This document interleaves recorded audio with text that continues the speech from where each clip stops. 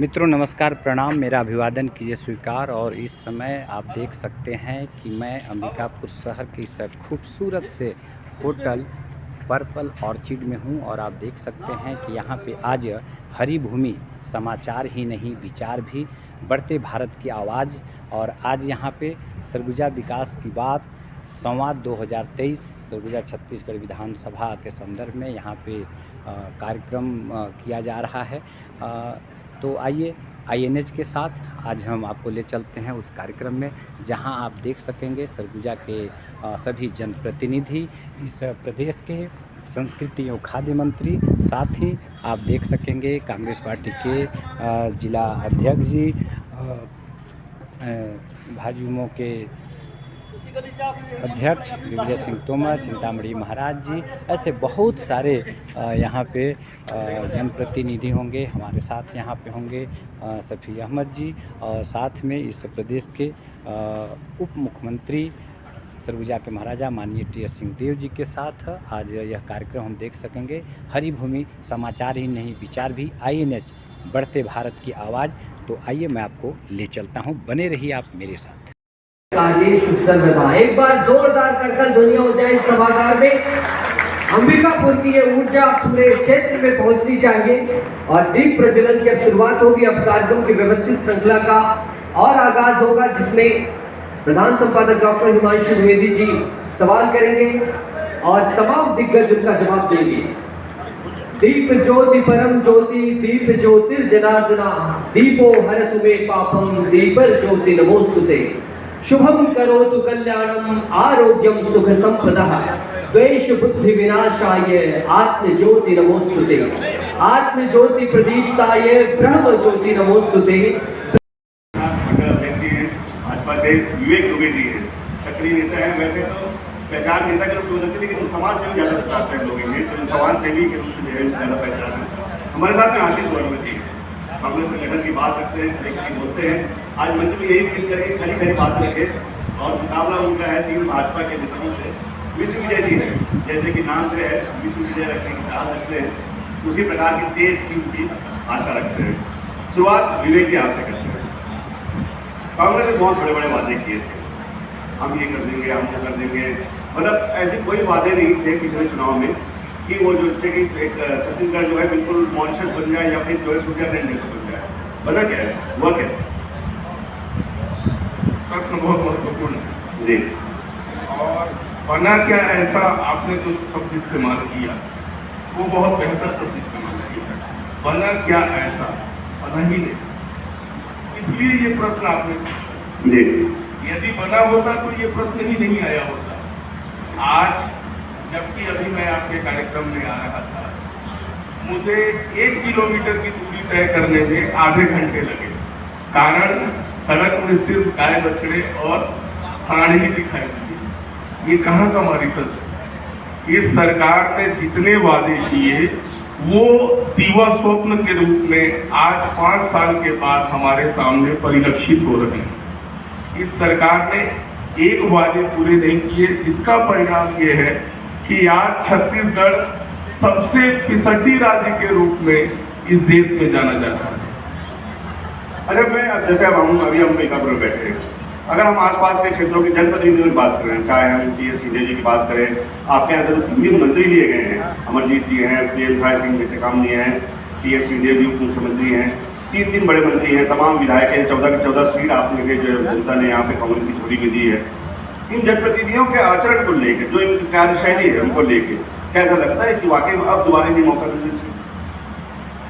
अभी आपने 3 मंत्रियों का नाम लिया। हमारे क्षेत्र के विधायक श्री TS सिंहदेव हैं।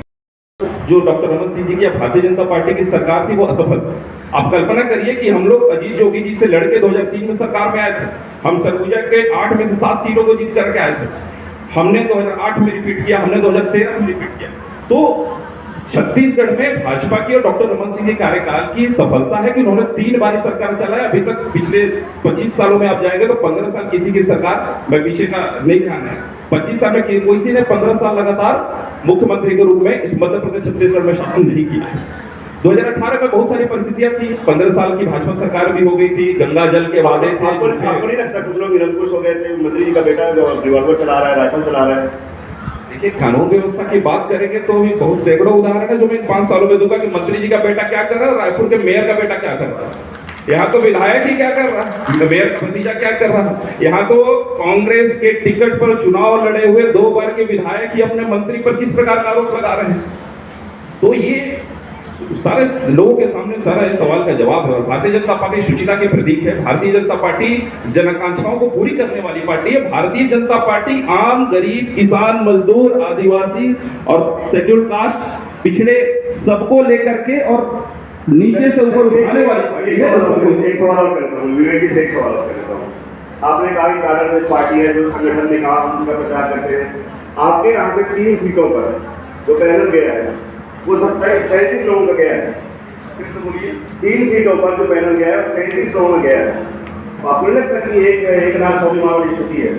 नहीं, ये तो लोकतंत्र है, ये तो बहुत अच्छी बात है। हमारे कार्यकर्ता जागरूक है और ये तो भारतीय जनता पार्टी की पहचान है। ये तो भारतीय जनता पार्टी के लोकतांत्रिक व्यवस्था का देन है कि एक सीट से चाहे जितने लोग उम्मीदवार हो सकते हैं। ये तो बहुत अच्छी बात है। लेकिन आपकी बातों खंडन नहीं है कि हम काडर में और देखिए साहब, शुरुआत इसी से करते हैं। बड़ी उम्मीदों के साथ 2018 में प्रदेश की जनता ने कांग्रेस पर भरोसा किया और उससे भी कहीं ज्यादा भरोसा सरगुजा अंचल की जनता ने कांग्रेस पर किया। लोग मानते हैं कि आपके कारण किया। अब जब 2023 आ रहा है, 14 में से 14 सीट जीतने वाला सरगुजा अंचल का भरोसा कितना आप और कांग्रेस कायम रख पाई, ये सवाल है। क्या कहेंगे? 14 में 14 सीट जो पिछले बार आ गई, ये अप्रत्याशित सी घटना है। मुझे याद नहीं है कि आज़ादी के बाद कभी भी सारी सीटें आई। शायद एक बार किसी चुनाव आए हो तो मैं नहीं कह सकता, वरना 10 में 9 पहले 10 विधानसभाएं थी। इस प्रकार का रहा 100% शायद ही कभी आई हो, तो वो एक बहुत बड़ा कीर्तिमान हो गया, बहुत बड़ा लक्ष्य हो गया। आसानी से उसको पाना कठिन होता है। नहीं, वो तो ठीक है। हमारा सवाल तो कुछ और ही था। ये जो भरोसा जनता ने किया था 5 साल बाद, संजय साहब क्या कह रहे किसी में, कितना उस भरोसे को आप कायम रख पाए, आपकी पार्टी कायम रख पाई? जिन उम्मीदों से, जिन अपेक्षाओं से और जिन भावनाओं से इस क्षेत्र की जनता ने कांग्रेस के प्रति अपना समर्थन व्यक्त किया था, सीधे साफ अंतर्मन उस भरोसे को कायम रख पाने के संदर्भ में क्या रहेगा सार्वजनिक मंच से? इसमें अगर मुख्यमंत्री की बात है, मुख्यमंत्री संभावित इस क्षेत्र से हो सकते थे, तो ये सही है कि चुनाव के दौरान लगभग हर क्षेत्र में वहाँ के जो लीडर रहते हैं, स्थानीय लीडर रहते हैं, साथ ही उनको पुश करते हैं कि भाई हमारे बीच का बन जाता तो अच्छा है, हमारे बीच का बन जाता तो अच्छा है। तो सरगुजा क्षेत्र में भी तो मेरे लिए बहुत बड़ी धरोहर हो गई, बहुत बड़ी दूरी हो गई। मेरा सवाल केवल मुख्यमंत्री पद के संदर्भ में नहीं है। जानना ये चाहता था कि जिस उम्मीदों से जनता ने वोट दिया, क्षेत्र के विकास के संदर्भ में, क्षेत्र की तरक्की के संदर्भ में, क्षेत्र को मुख्य धारा में लाने के संदर्भ में 5 साल में ऐसा कुछ कर पाए जिसके आधार पर आप जनता के बीच में जाए और कहें देखो आपको जो हमसे उम्मीदें थी हमने पूरा की है, इसलिए फिर से हमारे प्रति भरोसा बनाए रखिए। ये सवाल है ना। कांग्रेस ने एक घोषणा पत्र जारी किया था और घोषणा पत्र के जो प्रमुख बिंदु थे 36 बड़े लक्ष्य थे और अंदर 281 बिंदु थे। तो 36 बड़े लक्ष्यों में जो ज़्यादा स्वामी आत्मानंद स्कूल, जिसमें उच्च गुणवत्ता की शिक्षा उपलब्ध कराने के लिए नई पीढ़ी को सरकार ने व्यवस्था कर रखी है, और उसके साथ देख करके 10 स्वामी आत्मानंद कॉलेज को भी स्थापित किया। तो इंग्लिश मीडियम में बच्चों को प्राइवेट स्कूलों में, कॉलेजों में जाके फीस ज़्यादा देनी अगर पड़ती थी तो वो स्थापित हुई, और भी बातें जो कही जा सकती हैं तो वहाँ तक हुआ। जो नहीं हुए वो भी बातें ये चीज़ें हैं, शराबबंदी की बात थी, शराबबंदी नहीं हो पाई, वकीलों के लिए कानून की बात आई थी, वो पत्रकारों के लिए जो कानून। पुनिया जी जब प्रभारी थे और चुनाव निकट आ रहा था, करीब 2 साल बचे थे उस समय, तो एक पीसीसी में उन्होंने मीटिंग बुलाई थी, सीनियर्स को बुलाया था और मेरे पहुंचने के पहले ये निर्णय हुआ कि घोषणा पत्र समिति के अध्यक्ष अकबर भाई को बनाएंगे। मैं आया, मैंने भी मीटिंग में उपस्थिति दर्ज की और मुझे बताया गया कि ऐसा हो गया, ये ऐसा है कि हो गया है। और फिर ये निर्णय चल रहा था, चर्चा चल रही थी। अमूमन जो लोग पिछली बार समितियों के अध्यक्ष थे, नए लोगों को भी मौका दिया है, कुछ पुरानों को भी मिला है, कुछ नए को भी मिला है, तो वो वाली बात थी। और वो फिर घोषित नहीं हुई। घोषणा होते होते मैं समझता हूँ कि चुनाव के 5-1 महीने बचे होंगे, जब वो अकबर देकर तभी 1-8 महीने पहले ही घोषणा हुई। तो मैं जिस तरीके से मैंने पिछली बार कोशिश की थी, समय ही नहीं था। मैंने पार्टी को ये बताया था कि उस तरीके से घोषणा पत्र तैयार करने का ये समय भी नहीं है और मैं उपलब्ध हूँ पार्टी के लिए। अकबर भाई से भी मैंने कहा है कि मेरे पास जो इनपुट्स होंगे मैं उपलब्ध कराऊंगा।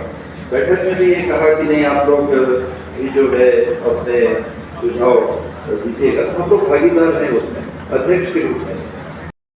इस पर तो बताइए। हमारे एक साथी बोल रहे थे अभी यहाँ पर मंच पर कि 103 लोगों ने आवेदन किया है। सिंह साहब मेरे बगल में बैठे थे, बोले गलत बता रहे हैं, 110 लोगों ने किया है। तो भाई 110 में एक तो आप हो गए, अब 109 लोगों का क्या होगा जिन्होंने आपके कारण तो उम्मीद जाती थी कि आपका मन नहीं है तो हमारा मन हो गया। कांग्रेस में 90 सीटों में से 4 सीटों में सिंगल एप्लीकेशन है जी। सोनहत, धर्मजयगढ़, पाटन और कोंटा जी, ये 4 के अलावा मल्टीपल एप्लीकेशन है जी। कहीं 80 आए, कहीं 50 आए, कहीं 17 आए, कहीं 4 आए, कहीं 55 आए, तो अलग अलग संख्या में है। और मुझे लगता है कि विवेक भी बोल रहे थे कि सभी पार्टियों में ऐसी प्रक्रिया चलती है।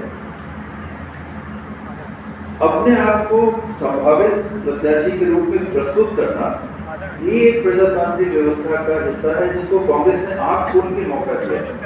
ये बात आ रही थी कि ऐसा करेंगे तो क्या होगा, बहुत लोग अप्लाई कर देंगे, फिर आपस में तालमेल बैठाना पड़ेगा, झगड़े तो नहीं हो जाएंगे, उसका मेरे को नहीं दिया, मेरे को नहीं दिया।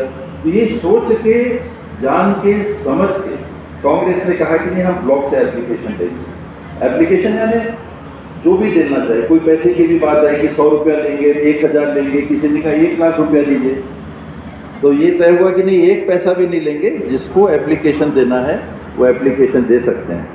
तो यहाँ जैसा आपने कहा, अंबिकापुर में कुछ लोगों में वो भावना जागृत हुई कि बाबा कह रहे हैं कि उनका मन नहीं है, या किन्हीं कारणों से जागृत हुई। वो कारण तो रह नहीं गया था क्योंकि मैं एप्लीकेशन दे चुका था। तो मैं नहीं बनना चाहता हूँ वाली बात तो समाप्त हो चुकी थी। ये भी जिनने एप्लीकेशन लगाया उनने वीडियो पे ये बोला, मीडिया को ये बोला कि नहीं, वो इस वजह से मैंने किया क्योंकि बाबा कह रहे थे, मन नहीं। वो बात तो साफ हो गया, वॉशिंग मशीन से धुल के आ गए।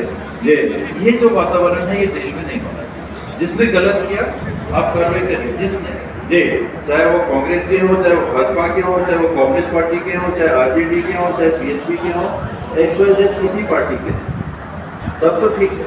और अगर ऐसा नहीं है तो फिर सवाल है कि पहले तोते की बात होती तो आरजेडी की बात होती। अपन आखिरी दौर की बातचीत का रुख करते हैं। वो वॉशिंग मशीन में आजकल आपकी धुलाई कर रहे हैं, 71 विधायक आपके पास हैं, प्रक्रिया चल रही है इस चुनाव के लिए प्रत्याशी चयन की। कितनों के कपड़े पे दाग दिखाई दे रहे हैं? ये आप देखें, मैं अभी आंकड़े देख रहा था जी कि कांग्रेस में फर्स्ट टाइम एमएलए वर्तमान इस 71 में शायद 38 है जी, और विधानसभा में 90 में से शायद 52 है। क्या कर पाए? साथी हैं, उन्होंने तो कई बार कहा कि तो बेकार निकला विधायक, कुछ नहीं किया, लेकिन उनका आदर करते हुए सहमति ही व्यक्त करूँगा, काम हुए जी। मैं भी रुका हुआ हूँ, मीडिया भी कई बार पूछ रही है, अखबार में कई बार पूछ रहे हैं कि आप बता दो जी। मैं नहीं चाहता कि जल्दी बता दो जी। एक कुछ साथियों ने कहा श्वेत पत्र निकालो जी, तो मैं एक श्वेत पत्र टाइप निकालूंगा।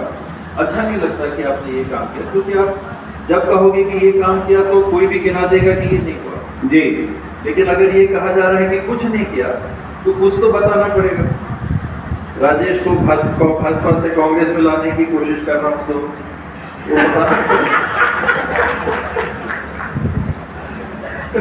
ऐसी अपने यहाँ पे क्या कमी हो गई जो उधर से लाने की कोशिश कर रहे हैं? 32% को कम करना है। अच्छा, एक बात बताइए, आप कामकाज के संदर्भ में श्वेत पत्र ही जारी करके बताएंगे, पर 2008 में आपने पहला चुनाव लड़ा, 2013 में चुनाव लड़ा, 2018 में लड़ा, आपकी जीत का अंतर बढ़ता जा रहा है। सबके विषय में बड़ा स्पष्ट आकलन रखते हैं, स्वयं के संदर्भ में क्या आकलन है? इस बार अंतर बढ़ा पाएंगे या अंतर घटने का अंदेशा है? मैं तो चाहूंगा ना घटे, लेकिन मुझे लगता है इस बार घटेगा जी। और पहले चुनाव के बाद में मैंने अपने मन में अपने आप को सिद्ध कर लिया और बहुत कुछ किया। और ग्रामीण क्षेत्र मान लीजिए करीब 75% आज छत्तीसगढ़ का है, तो 75% क्षेत्र की आबादी में रहने वाले लोगों के लिए काफ़ी, खास करके कृषि से जुड़े हुए लोगों के लिए काफ़ी काम किया। दूसरा, छत्तीसगढ़ को एक पहचान देने का काम। पहले हम लोग भी जाते थे, बाहर जाते थे, कहाँ है छत्तीसगढ़, कौन है छत्तीसगढ़, छत्तीसगढ़ तो नक्सलवाद और छत्तीसगढ़ पिछड़ा होगा, जंगल है, लोग जंगलों में रहते हैं। तो एक छत्तीसगढ़ को पहचान देने का विशेष कार्य इस सरकार के इस कार्यकाल में हुआ है, चाहे वो तीज त्योहारों के माध्यम से हो, चाहे छुट्टियों के माध्यम से हो, चाहे अपनी अस्मिता के माध्यम से हो, चाहे राजगीत के माध्यम से हो, चाहे छत्तीसगढ़ महतारी के चित्र के माध्यम से हो। जो आज प्रधानमंत्री जी भी आते हैं तो चित्र लगता है छत्तीसगढ़ महतारी का, जी पहले नहीं लगता था। तो एक और बड़ा काम अगर ये कहेंगे तो इसमें किया है। और जहाँ भी जाते थे आवेदन मिलता था कि स्कूल का मेंटेनेंस करा दीजिए, यहाँ छू रहा है, यहाँ पर खिड़की नहीं है, यहाँ उसके लिए 1000 करोड़ का पूरे प्रदेश में एक साथ इस सभी स्कूलों का स्कूल मंगवाया गया, बसवा मंगवाया गया। और आज ही का समाचार पत्र में आप ही कभी पेपर में पढ़ रहे हैं ये चमचमाता हुआ स्कूल और वहाँ का माहौल शैक्षणिक संस्था का ये बता रहा है कि एजुकेशन सेक्टर के लिए अच्छा काम हुआ है। तो ये बात है लोगों में। अच्छा, एक बात बताओ अमरजीत भाई, आप तो मंजे हुए राजनेता हो, आप स्वयं इस मंच से बता रहे हो कि स्कूल शिक्षा में बेहतरीन काम हुआ। जब बेहतरीन काम हुआ तो एन चुनाव से पहले स्कूल शिक्षा मंत्री हटा क्यों दिया गया? देखिए, तो राजनीति में, सरकार में बहुत सारी ऐसी परिस्थितियाँ सहानुभूति, लोग आजकल एक दूसरे की सहानुभूति पर ज़्यादा भरोसा करते हैं। आदमी को अपनी पार्टी के नेताओं के समर्थन की कम तो सामने वाले के समर्थन की जरूरत ज़्यादा महसूस होती है। तो ये तो गाना ही बजता है कि अपनों के गैरों के राम और अपने के सितम में सनम ठीक नहीं, तो उससे कहाँ कौन बचा है जी। और हम भी जब यहाँ प्रवेश किए तो हमारे मित्रगण है सब, हम मेरे से पहले भी स्टेट में पूरा भाजपा के साथ ही बैठे हुए थे। हम नमस्ते दुआ सलाम करते हुए आए और सीट में बैठे जहाँ अखिलेश बैठे थे जी, उन्होंने सीट लिया, बगल में वहाँ बैठे। राम विचार जी आए तो उनका भी हमने अभिवादन किया, नेता प्रतिपक्ष आए तो उनका भी अभिवादन, सभी लोगों का अभिवादन है। हम मिलते हुए आए तो हमारे प्रदेश जिला के अध्यक्ष राकेश जी हैं, जेपी जी हैं, जितने महापौर हैं, दुतेन मिश्रा जी हैं, सब लोगों से मिला है। तो कहाँ है आप, कोई छूटता है? और अभी चुनाव के समय कुछ छूट जाएगा। चलिए अब आखिरी बातचीत के लिए हम आते हैं। तो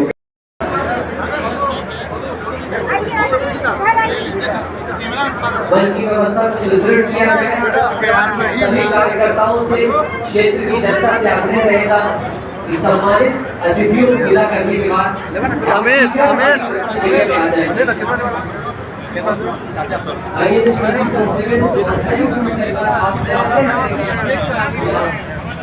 आपसे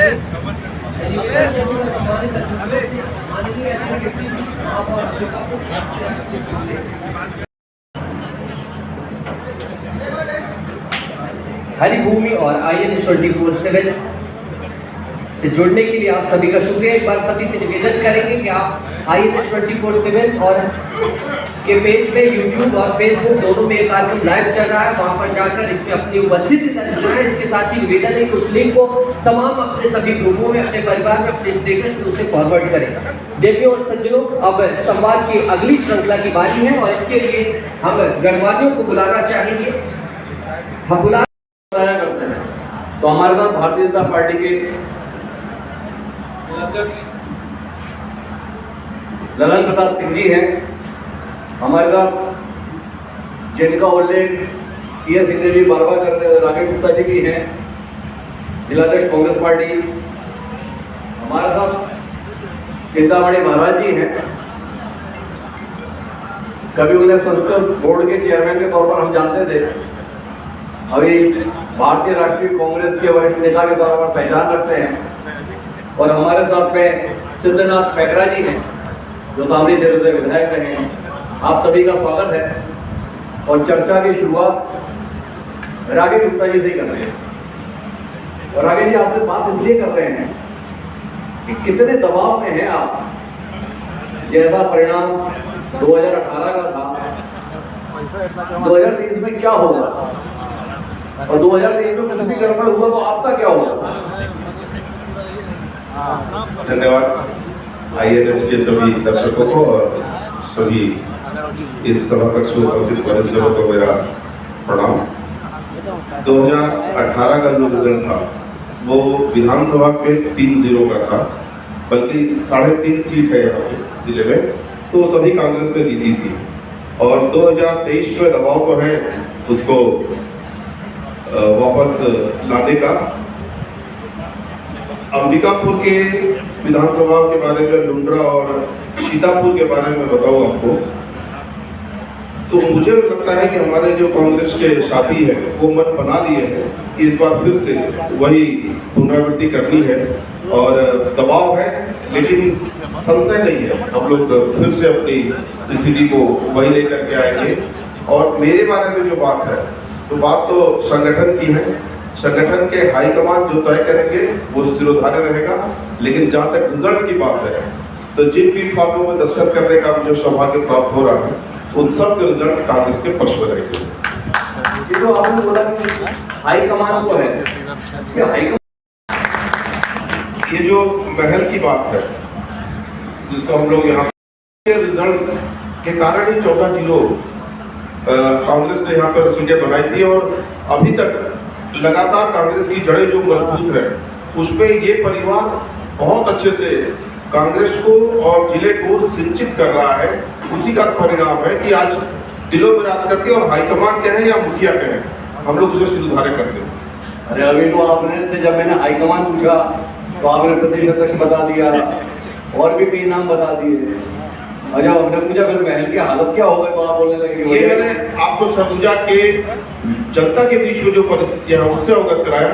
लेकिन संगठन के बारे में जो बात मैंने आपसे कही जी, तो संगठन तो PCC और AICC के माध्यम से चलता है। और यहाँ जो सरगुजा की जो परिस्थिति है, उन परिस्थितियों में सरगुजा के लोग सरगुजा राज परिवार के साथ में दिलों का संबंध है, जिसे वो लोग निभाते हैं। चिंतामणि जी, क्या कहेंगे आप? वाकई पहले से लोगों का दिलों का संबंध है, तो फिर जाकर नेताओं से दूरी क्यों दिख जाती है? दूरी नहीं है, मनभेद हो सकता है, मतभेद। पर ये मनभेद भी क्यों है भाई? हो सकता है, घर में परिवार में मतभेद होता है, मतभेद होता है। घर में अगर 2 भाई हैं, पति पत्नी हैं, उनके बीच में भी मतभेद होता है। कि उसके कारण होते हैं, पत्नी सुनती नहीं है, रोटी अच्छी नहीं बनाती है, समय में नहीं खिलाती है, पति ठीक से व्यवहार नहीं करता है, इसके कारण होता है। तो ये पहले सरकार क्या करता है जिसके कारण से मनभेद आ जाता है? हो सकता है हम 14 की देंगे। कैसे जीतेंगे भाई? भाई जिस धान को आप विषय बता रहे हैं, उस धान के संदर्भ में तो अभी भी आप कुछ नहीं बता रहे हैं। नहीं, हम लोग का पक्ष में जा रहे हैं, हम लोग घूम रहे हैं, हम लोग घूम रहे हैं। यहाँ के देखिए निर्माण कार्यों में सब रोड राइट सब हमें लोग। अरे पैकरा साहब, जब 2500 रुपए के संदर्भ में बताया तो 14 से 0 आपके हिस्से में आया, और वो रवि चौबे परसों से 3600 चिल्ला रहे हैं। क्या होगा आपका?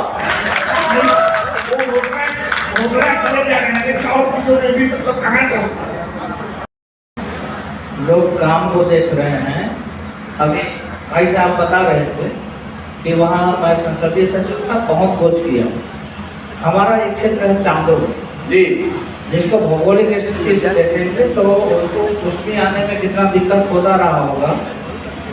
वहाँ पर तहसील नहीं जी, हम वहाँ पर तहसील कर रहे हैं जी खूब 10 बरियों में कराई।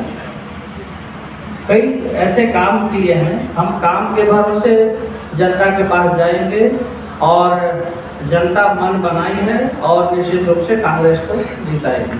नहीं, आप जनता के पास तो तब जाएंगे ना जब पार्टी आप पे भरोसा जताएगी। खबरें तो आपके संदर्भ में पार्टी के भरोसे को लेकर आ रही है। नहीं, ऐसा है, पार्टी जिसे भी टिकट देगी, मैं मेरे लिए नहीं बोला, कांग्रेस पार्टी जीतेगी बोला। तो आपको अपने संदर्भ में इतना डाउट तो हो गया कि पार्टी आप पे भरोसा करेगी या नहीं करेगी। अभी तो आप बता रहे मैंने इतना काम किया है, फिर भी पार्टी आप पे भरोसा नहीं करेगी। डाउट होने का बात नहीं है। अभी ऊपर से जो भी निर्देश होगा, हमारे यहाँ इस तरह का नहीं होता है, तो वहाँ से निर्देश होगा, उसके आधार पर जो निर्देश होगा वो हम पालन करेंगे।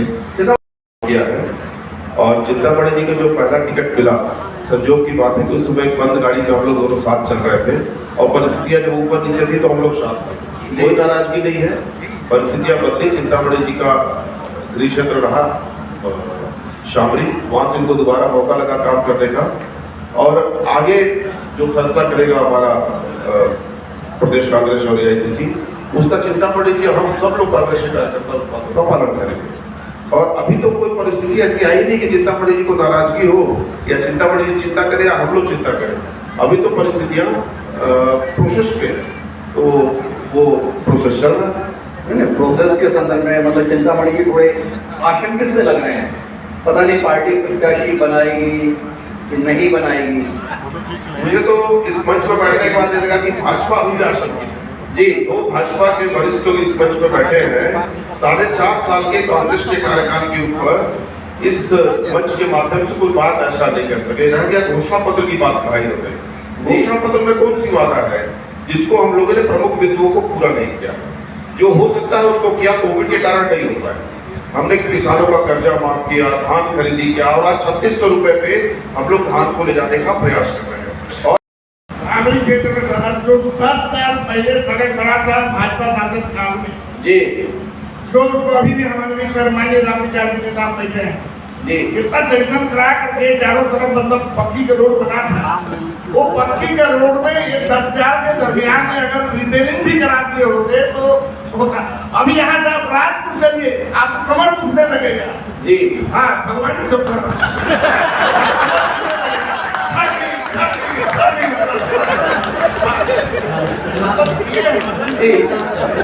आप मेन रोड में केवल मत जाइए, जरा अंदर घुस करके देखिए, वहाँ रोड बनाएंगे उसको देखिए। आपने मेन रोड नहीं बनवाई, राजमार्ग में काम कराया, मेन रोड भी बना अभी हमारा रोड जो है।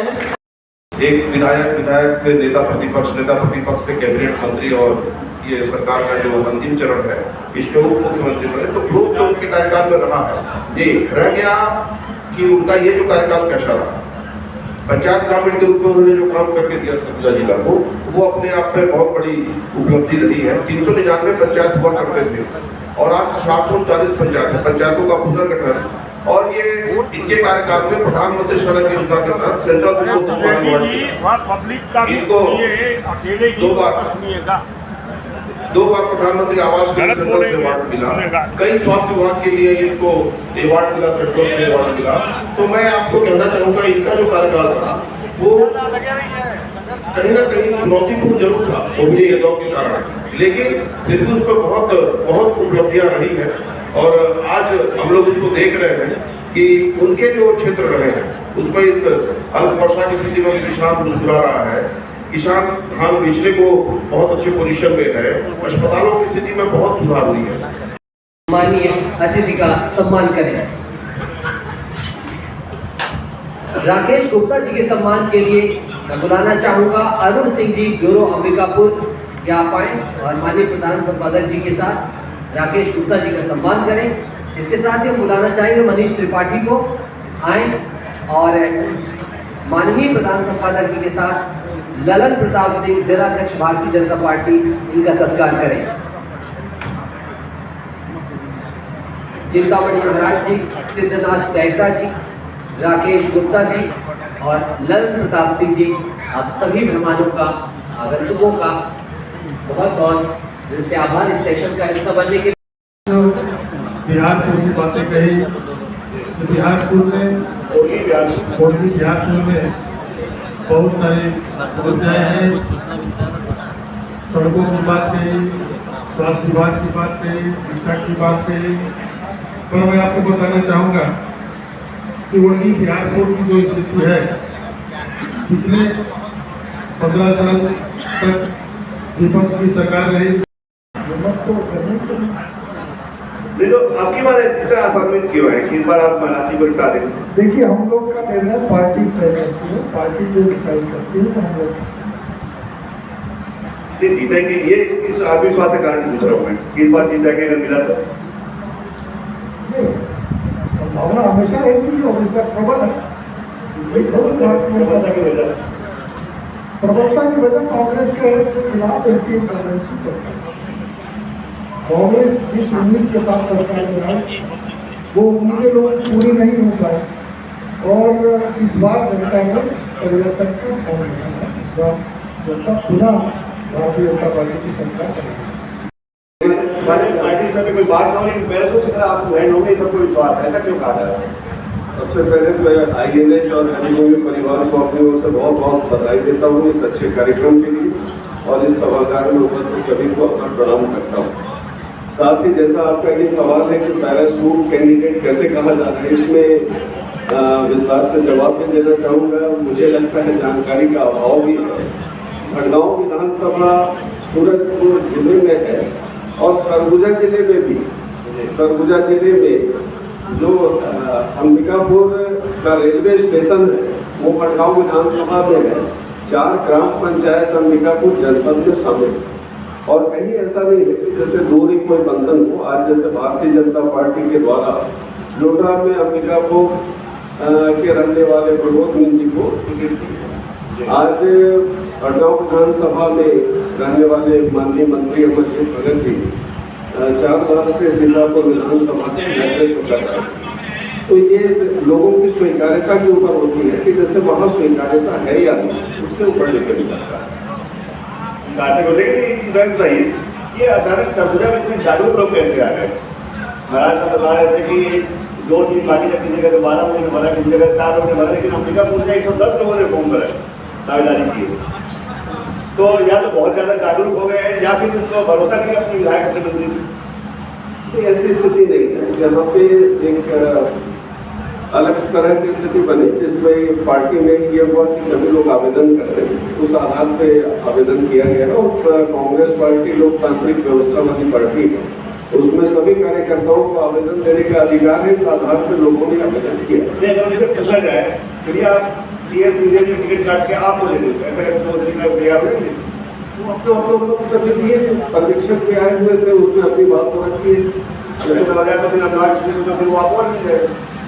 मैं तो ये बता रहा हूँ कि जैसे वो अपनी बात को करते हैं और सभी ने ये सहमति भी बताई है कि माननीय महाराज साहब व्यवस्थित चुनाव करेंगे। चलिए मान लेते सभी, लेकिन अखिलेश जी यही चीज़ तो भाजपा में भी है। भाजपा में भी 47 लोगों ने भरा है, तो क्या पार्टी को भरोसा नहीं रह गया है कि वो अपना विवेक से अपने संगठन में पार्टी है? 47 लोगों ने वहाँ पे जाके भाजपा कार्यालय में अपनी दावेदारी की है, नाम लिखवाए। देखिए, पार्टी की अपनी एक चयन प्रक्रिया है और प्रत्येक कार्यकर्ता को यह अधिकार है कि प्रत्याशी चयन के अंतिम निर्णय के पहले अपनी बात रखें। लोकतांत्रिक प्रक्रिया है और सबने अपनी अपनी बात रखी है। अंततः पार्टी जो फैसला करती है उसको सभी कार्यकर्ता सहज स्वीकार करते हैं। ग्राम सड़क योजना योजना 128 यहाँ पे सड़कों का भूमिपूजन हुआ सरकार, उसमें से केवल 3 बन पाई। 125 जो है उसमें एक नीति सड़क नहीं बनी। उसका कारण क्या है? 2012 की बात है, आपको बता दूं 2012 की बात है, जब 128 उस समय बड़े बड़े अक्षरों में ये घोषणा की गई थी कि सर्वाधिक घोषणा सरगुजा क्षेत्र में प्रधानमंत्री ग्राम सड़क योजना की हुई है। कहाँ गई 125 सड़कें? देखिए, जितनी प्रधानमंत्री सड़कें भारतीय जनता पार्टी की सरकार में बनी उतनी पहले कभी नहीं बनी। जितनी सड़कों का विकास, जितने बाईपास, जितने हाईवे, जितने भी डेवलपमेंट के काम हुए वो निश्चित रूप से बीजेपी की सरकार के हुए। कोई एकाध स्कीम जैसे मुख्यमंत्री सड़क की आप बात कर रहे हैं तो हो सकता है कि उसमें कुछ कम काम हुआ, टेक्निकल कोई वादा हो, लेकिन ADB की सड़क सबसे ज्यादा सरगुजा के अंदर बनी। ये जो 5 साल का कार्यकाल पूरा कर रहा है तो इसमें भी 1200 करोड़ रुपए पीडब्ल्यूडी के माध्यम से सरगुजा संभाग के लिए सड़कों के लिए स्वीकृति मिली है। प्रधानमंत्री सड़क पे भी बेतहाशा पैसा मिला हुआ है और उसको एक दो सड़क बता के खाना पूर्ति नहीं की जा सकती है, बल्कि बहुत लंबी चौड़ी लिस्ट है। उसी तरीके से एनएच के माध्यम से भी हमारे स्टेट के जो लीडर हैं वो संपर्क करके इस संबंध में भी पैसा बुलाए गए, जिसमें निर्माण कार्य कराए गए। आज पूरे प्रदेश की स्थिति, अगर वर्तमान स्थिति की आप बात करेंगे तो जब भारतीय जनता पार्टी की सरकार थी उस समय ये जो उड़गी और बिहारपुर में लगातार मलेरिया से मौत देखने को मिलती थी, लेकिन अब कांग्रेस की सरकार है, एक व्यक्ति की मौत मलेरिया से नहीं हो रही। आज जैसे कुपोषित बच्चे जो दिखाई देते थे, आज कुपोषित बच्चों की संख्या में लगातार कमी आ रही है। जहां तक स्वास्थ्य सेवा के विस्तार के संबंध में आप बात करेंगे, भैया थान में एक डॉक्टर हुआ करता था, लेकिन आज स्थिति यह है कि बिहारपुर में भी डॉक्टर बैठ रहे हैं और ग्राम पंचायत में भी एमबीबीएस डॉक्टर बैठ रहे हैं। स्थिति ये बनी। आपने स्वास्थ्य का बता दिया, आपने स्वास्थ्य का तो बता दिया। रेल में देखें, यहाँ पे रेल लाइनों के विस्तार को देखें, लंबे समय से मैं समझता 50 से 60 साल संघर्ष समिति भी बनाई गई है। इतने दिनों में क्या एक भी प्रस्ताव केंद्र को आपकी तरफ से मिल गया? आप लगातार प्रस्ताव है, उप मुख्यमंत्री जबकि 42 जो रेल लाइनें मैंने भारतीय राष्ट्रीय कांग्रेस इनके सम्मान के लिए नौशाद अहमद जी को बुलाना चाहिए, सूरजपुर INS संवाददाता। इसके बाद मेजर अनिल सिंह वरिष्ठ बीजेपी नेता है, आप इनके सम्मान के लिए नदीम अंसारी सिटी रिपोर्टर हरिभूमि आपको बुलाना चाहेंगे, और अखिलेश सोनी जी के सत्कार के लिए हम बुलाना चाहेंगे घनश्याम सोनी जी बलरामपुर INH संवाददाता को। अनुराग सिंहदेव जी के सम्मान के लिए मैं निवेदन करूंगा शैलेश पांडे जी से कि अनुराग सिंहदेव जी का सम्मान करें, सत्कार करें। साथियों, जोरदार करतब ध्वनि हो जाए आपके इस धैर्य और इस साहस के लिए जो आप अभी तक बने हैं, और हमें पूरी कामना, उम्मीद है, भरोसा है कि आप कार्यक्रम के अंत तक इसी दृढ़ता के साथ बने रहेंगे और इस कार्यक्रम को संपन्न करके जाएंगे। इतनी खुली बेबाक बातचीत हो रही है सभी जनप्रतिनिधियों के माध्यम से। ये पूरे छत्तीसगढ़ और मध्य प्रदेश के साथ ही पूरे देश में Airtel digital TV 366 number channel में देखा जा रहा है, और इसके साथ ही टाटा प्ले पे 1163 नंबर चैनल में देखा जा रहा है। आप भी अपने घर में टाटा स्काई और एयरटेल में INS 24/7 देखना ना भूले। मध्य प्रदेश छत्तीसगढ़ के तमाम घटना का ताज़ा तरीन सभी खबरों के लिए सभी अतिथियों का सत्कार। के मुल्क में अनेक जो पर्वत खड़े हुए हैं, गंगा का पथ रोक इंद्र के गज जो अड़े हुए हैं, कह दो उनसे झुके अगर तो जग में यश पाएंगे, अड़े रहे तो ऐरावत पत्तों से बह जाएंगे। जी आप हम बुलाना चाहेंगे जोरदार करतब ध्वनियों के साथ राम विचार नेताओं जी, पूर्व गृहमंत्री छत्तीसगढ़, आप भारतीय जनता पार्टी से पूर्व राष्ट्रीय अध्यक्ष अनुसूचित जनजाति मोर्चा भी रहे और भारतीय जनता पार्टी से बलरामपुर प्रत्याशी भी, आपका स्वागत है। जोरदार करतब ध्वनियों के साथ हम बुलाना चाहेंगे प्रधान संपादक डॉक्टर हिमांशु द्विवेदी जी को। संवाद की श्रृंखला अपने चरम पर पहुंच रही है। इसके बाद सीधा संवाद होगा नारायण चंदेल जी से, नेता प्रतिपक्ष भारतीय जनता पार्टी MLA जांजगीर चांपा से। तो दोस्तों, धैर्य बनाकर रखें और अपना स्थान ग्रहण कर लें। मैं निवेदन करूंगा माननीय राम विचार नेताओं जी से कि सर मंच पर आए और संवाद की श्रृंखला को शुरू किया जाए। निवेदन करूंगा माननीय से मुक्त हुआ था वो राम विचार नेताजी हमारे साथ। भारतीय जनता पार्टी ने 21 विधानसभा क्षेत्रों के लिए अधिकृत तौर पर अपने प्रत्याशी तब घोषित कर दिए जब चुनाव आयोग ने अभी आचार संहिता तक घोषित नहीं। तो ऐसी दहशत भरे माहौल में राम विचार नेता जैसे दिग्गज राजनेता को टिकट दिया गया, ये हमारे लिए पहली है। राम विचार जी, बातचीत की शुरुआत इसी से, जिस विधानसभा क्षेत्र से आप इतनी बार विधायक रहे, उस विधानसभा क्षेत्र की ऐसी हालत हो गई कि पार्टी को इतने पहले आपको प्रत्याशी बनाना पड़ा। क्या हो गया भैया?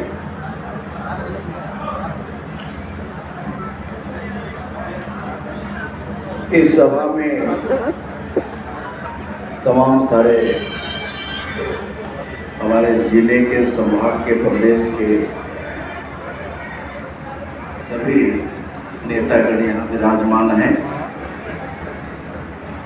मैं आपके माध्यम से आपने एक संवाद कार्यक्रम करके सभी को एक मंच पर लाने का जो प्रयास किया है, इसके लिए आपको बहुत बहुत साधुवाद और सभी यहाँ पे उपस्थित जनों को मेरा सादर अभिनंदन प्रणाम।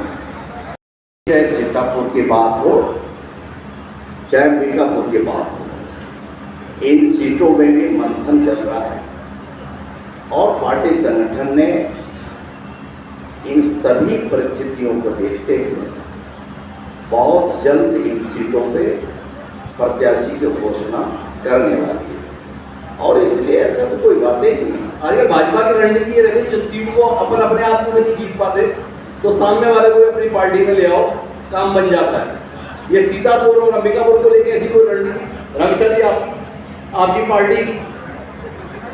देखिए, हमारे भारतीय जनता पार्टी और जो बाकी दिगर पार्टियां चुनाव को हम जीतने के लिए लड़ते हैं जी, और जीत की रणनीति के तहत यदि कहीं लगता हो जी कि हमें और बेहतर प्रत्याशी हो सकता है, कहीं लाया जा सकता है, तो करना होता है जी।